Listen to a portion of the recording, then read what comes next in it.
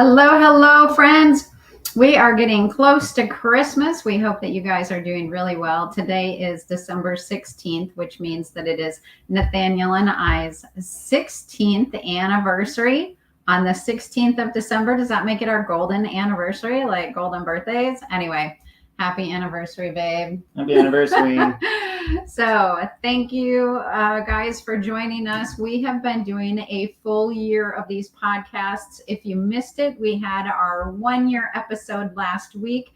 We had John and Amy Clausen with GoFam Ministries on with us. So they good. are amazing. If you didn't hear it, please go back and watch and listen. You can catch it anywhere podcasts are found. Just search for the Homemade Family Insight Now. You can catch us on our YouTube channel. Just search the Homemade Family, Nathaniel and Amy White. You can watch us on Facebook.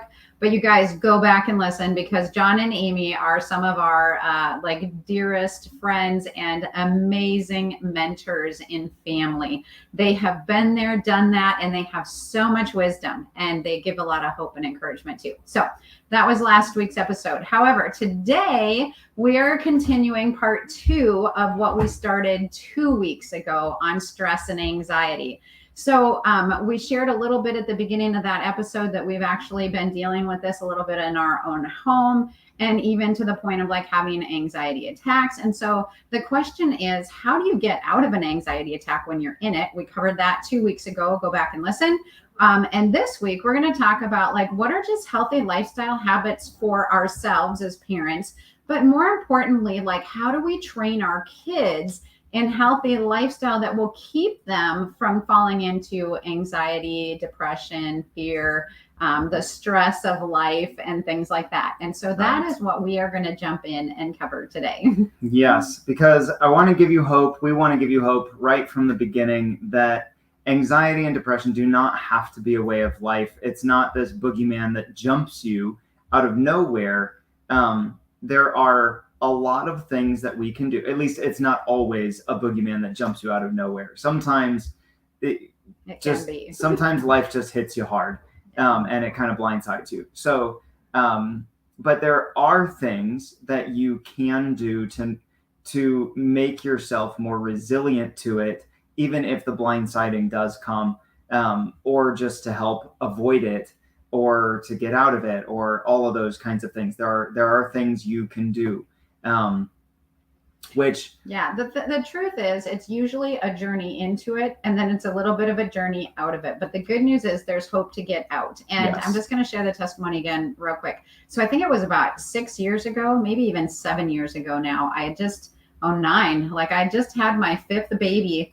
And probably when he was about 6 months old, my heart broke rhythm, and it started to beat in a pattern that was not the way that it was supposed to beat. It's called PVCs, premature ventricular contractions. And the reason that my heart broke rhythm is actually because of the stress that I was carrying and just doing way too much stuff, not getting enough sleep, not taking care of my own mental, emotional, physical health, and all of these things. And as mamas, we sometimes can do that. And so I actually had to go on a journey of retraining my mind, my body, my emotions, everything, in order to get my heart back into right rhythm. And it was a little bit of a journey. And then now in this season again, we're finding that some of our kids are finding this place of just having anxiety. And I think it's just kind of permeated in the culture. There is a little bit of a heaviness and a stress and this running. And so we want to help our kids and us just break out of this cycle. Right. Particularly this time of year. Yep. So let's get into it. This is basically just understanding that our bodies when it comes right down to it, they're mechanical in nature. And so kind of like you have to do certain things to take proper care of your car. And if you don't change your oil at some point in the next, 6 to 10,000 miles, you're going to be on the side of the road with a broken engine. You will. There is no question about it. And if you don't take proper care of your physical self, there are things in your body that will break. I'm not cursing anybody. I'm just stating facts. God didn't just make us to be Superman. So here are some things that we can do that just overarching categories. I can talk this afternoon. Here are just some overarching categories of things that do affect our emotions. Sleep affects your emotions. This is strong enough that if you don't sleep for 3 days straight, what I have learned from some basic study of the subject is that basically you're clinically insane after 3 days, just 3 days of not sleeping at all. And so, I mean, if that's, you miss 36 hours of sleep, and in that short a period of time, or not even 36 hours, like anyway, 20, whatever, you need sleep. Exercise is super important. We'll get more into that in a little bit. Your diet, what you eat, it really is important what you eat. It does affect your hormone levels. It does affect your your blood sugar levels, which affect how you're thinking. It affects how you're feeling. It affects your emotions, and your thought life. Your thought life is kind of a separate category from the other three, where those three are really the mechanical, biologic processes of your physical being. Your thought life is more like your soul and your spirit, your deeper level things. But it's still an area where we feed ourselves things, and it gives us nutrition or it saps us of nutrition. So that's why great. don't you jump into it, the first one there? Okay. So here, yes. Okay. Yes. So the first one, I know it seems pretty simple, but the habit of getting enough sleep. Define that for us. Yeah, getting enough sleep is between 7 and 9 hours of sleep. As mamas, though, sometimes this can be hard, or dads, I don't know. When you have kids that are getting up multiple times a night. And I actually, when I had one of my babies, they told me, like, you have to have 6 hours of sleep minimum per night in order for you to actually be in health. After that, it starts putting stressors on your heart, your blood pressure starts going up, and things like that that are just damaging to your body. And so, especially with babies, finding a way to get that nap in, or to create the routines that will help your child to sleep through the night. But you guys, this isn't just for us, this is for our kids too. Now, when our kids are smaller, it's a little bit easier because you can put them to bed and decide when they get up in the morning. You know, you can put them down for a nap. To some extent. But when our kids are getting older and they have screens and homework and extracurricular activities and things like that, you guys, we really need to be diligent as parents to make sure that we're getting our kids into bed at a reasonable hour and making sure that they are getting 7 to 9 hours of sleep. Now, we have these, Fitbit sleep trackers. They're great. Sometimes we just pass them around the house and go, I'm going to give you this for a week, and I'm just going to monitor your sleep. Are you getting enough sleep? Because this is where you need to be. And sometimes it's a surprise even for the kid, like, oh, I didn't realize, like, I was sleeping, like staying up that late. And so setting those good boundaries and getting good sleep for all of us seems simple, but it's so important. And I know any mom of toddlers can tell you, like, you can tell when your child has not had enough sleep. Right. All right. So another one is check your screen time. There's so much about screen time. We read a book. We read most of a book about screen use and and one of the things that it said is, it's interesting, for something that we use as a culture so constantly and so continually, so much, there has been very, very little study done about the actual effect of using a screen so much. And it's gotten to such a ubiquitous level of use in our culture that it's honestly very difficult to have a control group to measure the screen use against, because, you'd have to go to like Amish people who have such a different culture than us anyway. How do you know what's different because they don't use screens versus versus the rest of us? So it's hard to know what exactly all the screen use does for us. But some of the things we do know is that it is extremely beneficial for your sleep if you will turn your screens off and not use any screens within an hour of bedtime. And, like, that means take your TV out of your bedroom. That means, it maybe means take your TV out of your bedroom. It maybe means, you don't even bring your phone to bed with you. It maybe means you buy an actual alarm clock instead of using your phone as an alarm clock. These are some things that I'm telling you to do things we're not actually doing. We've never had a TV in our bedroom, but these are things that can help you with the sleep and help you with the screen use. So we're going to spin this thing a little bit because we're going to talk about, yes, like you need to monitor your screen time, but I'm not just saying just get off of screens. No. We're saying, what are you doing while you're on screens? Are they things that are actually bringing life to you and your family? Are they bringing connection to you and your family?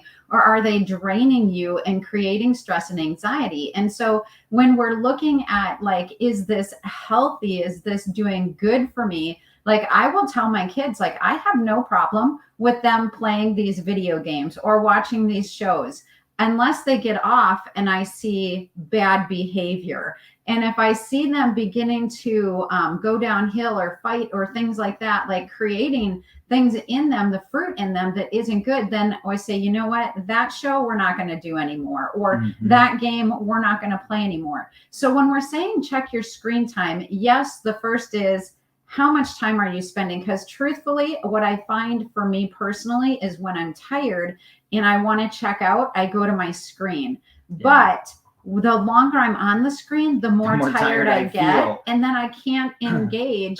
And then it's also this shame piece. And so these things aren't adding up to life, and they're actually creating more stress and anxiety. And so when we're saying check your screen time too, we're saying, you know, are you using it for building healthy connection?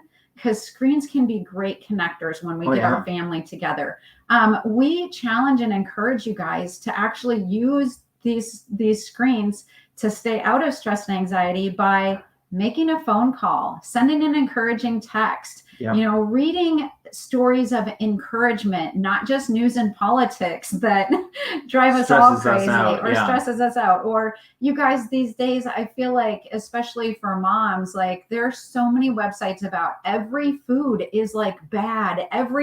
Everything is bad these days. And I'm like, what can I eat? Where can we go? You know, and those are creating stress and anxiety. And I realize then that I need to monitor how many accounts on Instagram I follow that are healthy mom accounts because they're actually stealing life from me instead of giving life, because I'm stressing out about what I'm doing with my kids or for my kids. Yeah. So check yourself.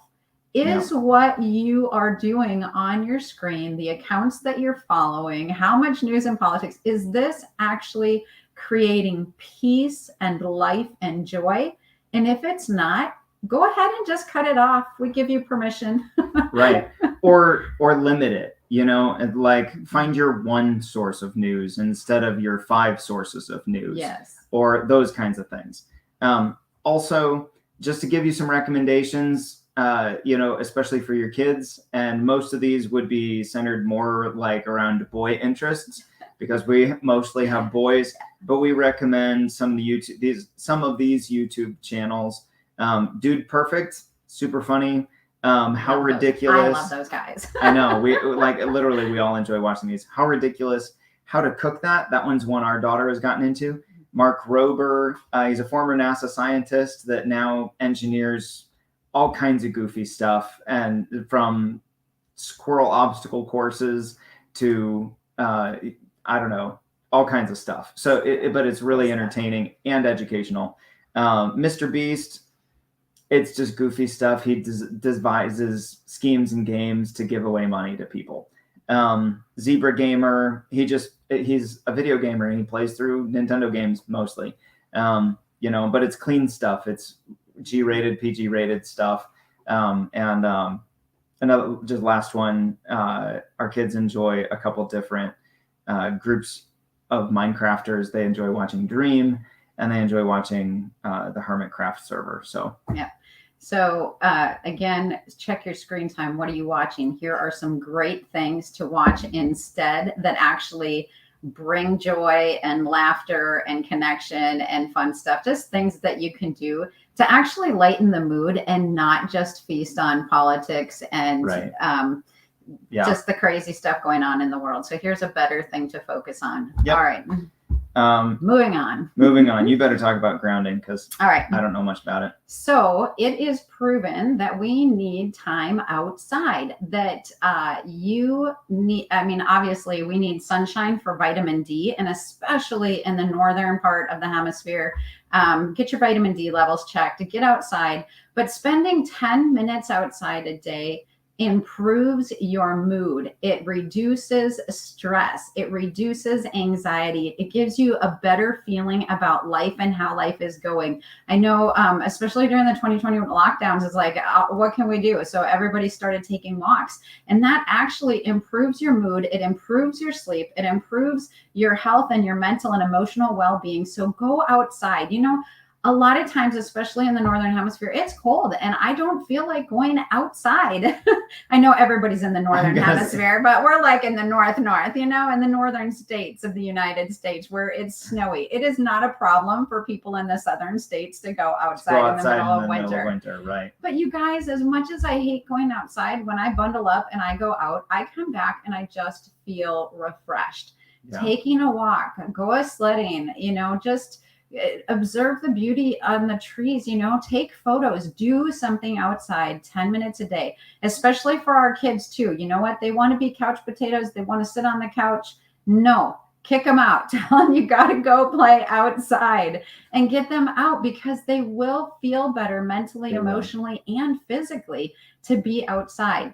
Now, one of the subcategories here is grounding, and grounding is syncing our bodies with the earth's frequency. So there are all sorts of frequencies that we've talked about this in one of our emotions piece, that anger has a frequency, peace has a frequency, joy has a frequency. And our bodies, since we are made of dirt, are made of the same frequency as the earth is. And so I know this grounding movement is kind of a new thing, but it is a movement and it's sweeping around the country. But there's actually real science behind this, that when you go outside in bare feet and you put your feet on the earth, it helps to regulate the frequencies in your body. Now, I can't tell you how many times when my heart is beating out of rhythm, I stop and I'm like, I'm going to my garden, and I go and I dig in the dirt, and that re-regulates the frequencies in your body. And so doing this as a regular healthy habit can actually help reduce stress and anxiety. It can also help get you out of the middle of stress and anxiety, and especially for our kids too, like just getting them the healthy habit of being out in nature does wonders for our mental, emotional, and physical health. Yeah, and it isn't just the frequencies. It's actually like your body is electrical as well. Yeah. And there's something to actually touching the ground, just like any modern building is also grounded. It has a lightning rod built in that grounds it. It has electrical circuits that are also grounded. This is just part of how things work properly in electrical systems. And one of the things that we can do for our personal electrical system that just kind of resets it to proper levels is being in contact with the physical earth. And that's shoes off, feet in the dirt, skin touching ground, that kind of thing. I know that hey, you're in Minnesota, you can't get feet touching the ground and it's frozen anyway. So, but I know we have friends who have grounding blankets, and they plug it into the blankets actually plug into the wall. And so it connects to your house's grounding system. And then you sleep under this blanket, your skin's touching the blanket, and then it grounds you that way. So, yeah. Super good stuff. Exercise, moving your body. We have said this, I don't know how many times, probably not as many as it feels like, but if you will give your body at least 20 minutes of exercise at least 3 times a week, that level of exercise is a more powerful antidepressant than any medicine available on the market today. Yeah, scientific studies actually prove this. They put test. It was a psychologist who taught us. The psychologist that taught us this. That 3 months of a 20 minutes a day, 3 times a week exercise program was much more effective than putting much more. Like it was like 90% more. It was crazy how much more effective they actually, the exercise was. They actually than showed the us antidepressants. brain scans, like before and after brain scans, and in the brain scans, it's like the person's brain almost looked like Swiss cheese. It was shriveled, it was shrunken, it wasn't functioning properly, all of those things. And then 3 months later, with regular exercise, you look at their brain and the holes are gone, or they're almost all gone. It's filled out. It just looks fuller, healthier, more thriving, all of those things. It's incredibly powerful. And you might say to yourself, I hate exercise. It stinks and it's painful. And nobody likes exercise. Nobody likes exercise. And here's what I'll say. Do it anyway. Do it anyway. And there are so many different ways that you can elevate your heart rate. You can go for a walk. You can just dance in your living room. You can do some kind of sports. You get sports Wii, and you're just swinging a pretend tennis racket around. Wii. You get dance Wii, and you're getting your groove on for 20 minutes. And we're talking about a total of an hour a week. A total of an hour a week, but what is the benefit that you get from this to break these life habits of being sedentary, of sitting on the couch, of not being active? Like you don't have to go be an Olympic athlete working out 50 hours a week with 6-pack abs and ripped, shredded muscles. Like you don't need that. You don't need to be a marathon runner or whatever high-level fitness person to gain the benefit of this for your brain. Mm-hmm. And that's what we're talking about. We're not even talking about your heart health or your blood sugar health or your cholesterol health or any of the other physical benefits that you can get from regular exercise. There's all of those as well. We're just talking about the benefits your brain and your emotions get, because today's topic is just talking about stress and anxiety and overcoming those things, and depression. So if you have a kid who is dealing with anxiety, who's dealing with depression, they don't feel like getting up and doing something, but the best thing you can do is be like, hey, let's go for a walk together. Just get them up, get them dressed, get them moving. It's amazing what that does. Plus the endorphins that come in the system later, the feel-good hormones that actually then make you want to do that more. So this is a huge thing. Having this regularly in your life, making it part of your family's routines, that the kids get exercise, that you get exercise. Yeah. This is one of the best ways to combat depression and anxiety. Yeah. Next up on the list, eating properly. Go for it. Eating properly. I had gestational diabetes 4 times, so I feel like I know a lot about food and nutrition and blood sugars and how things affect our systems. And it's easy to just do convenience foods for kids, and kids tend to be picky eaters anyway. But you guys, this is a battle worth fighting.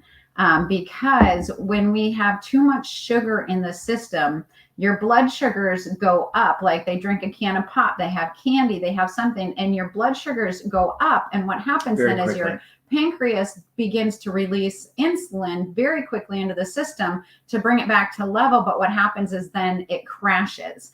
And that crash can actually then create the depression and crabbiness and feelings of not being well. But, food is something that's very simple to just keep good, healthy foods, your fruits, your vegetables, proper digestion, proper nutrition.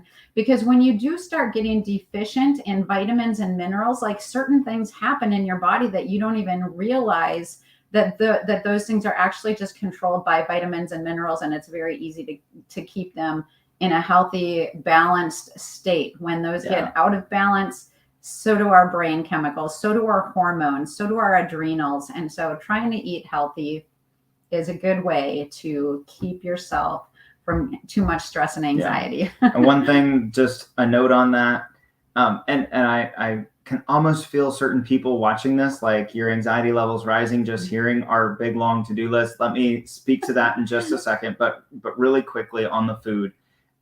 Processed foods always have added sugars.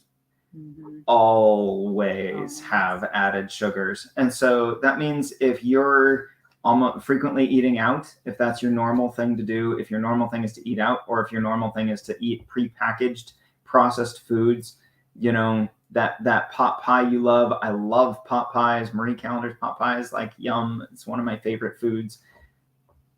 We're finding other options for our family personally, because we're working through this journey. We've seen the impact of it on our kids, and we're like, we want something better. So eating real foods that you actually prepare, finding somebody to come alongside of you. There's so many different things that you can do. Just with the real quick example, Amy buys ground beef in bulk. I mean, like, and then she'll brown it like 20 pounds at a time. And then some of it goes immediately into a chili pot and into bags of chili. And some of it goes into spaghetti sauce, and some of it goes into gets taco seasoning added and gets bagged up to become tacos. And so it's a whole bunch of meal prep all in one afternoon, and tons of meals are made in about 3 hours. You know, used to be lasagna would be one of those meals that get that would get their ground beef. So there's tons of different things that you can do like that you're preparing a whole bunch in a fairly short amount of time. You're efficient with it, and then you just pull it out, put it in a crock pot, and and it's pretty easy. So there are simple things that you can do to simplify food prep process and that kind of thing. And so I just would say we're going to give one more little tip, and that's just laughter. Laughter really is good medicine.